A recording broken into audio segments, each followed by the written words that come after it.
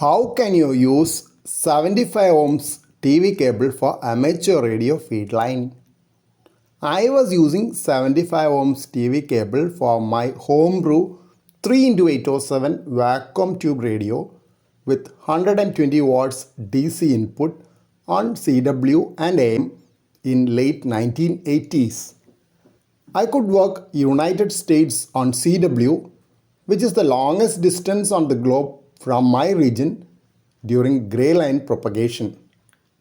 In those days, I was not aware of 50 ohms cable and I was using a horizontal dipole tied onto the top of coconut trees using stone throw method.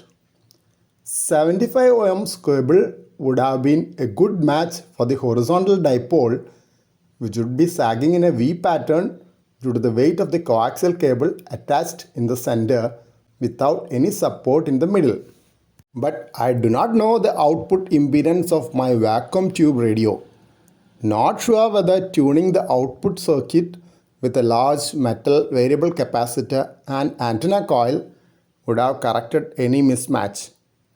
Anyway, I could work my setup without any of my final tubes going QRT for quite some time. I did measure the SWR with a homebrew SWR bridge using resistors and my analog multimeter and found it to be within 1.5:1 at that time. Theoretically, connecting 75 ohms cable to a 50 ohms radio should have an SWR within 1.5:1 only. One method which I read was to use two pieces of coax, one of 75 ohms and another of 50 ohms between the 50 ohms radio and 75 ohms cable as a cotangent transformer. Both should be of 0.081 lambda length. The 75 ohms piece will go to the radio at one end and 50 ohms piece at the other end. The 50 ohms piece will connect the 75 ohms piece to 75 ohms antenna feed line. Another description was to use 1/3 length of 1/4 lambda 75 ohms cable and 50 ohms cable as matching section. On calculation, it will be 0.083 lambda sections, practically same as the previous method. Yet another option for matching was using multiples of half wavelengths of 75 ohms cable. In that description, it was mentioned that quarter wavelengths would present high impedance, while half wavelengths will present the same impedance as the input to the output. Same will occur at multiples of half wavelengths as well.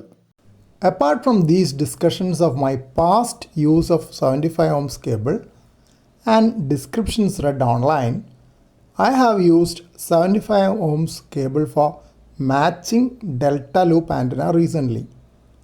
I had homebrewed a delta loop antenna for VHF.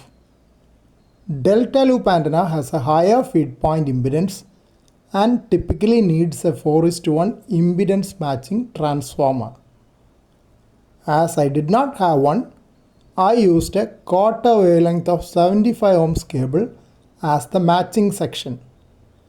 With that VHF delta loop antenna, I could comfortably access local repeaters, have one contact through the crossband repeater of International Space Station, and receive good SSTV images from International Space Station, both during high elevation overhead passes. I could also document lower noise level on VHF using the delta loop antenna.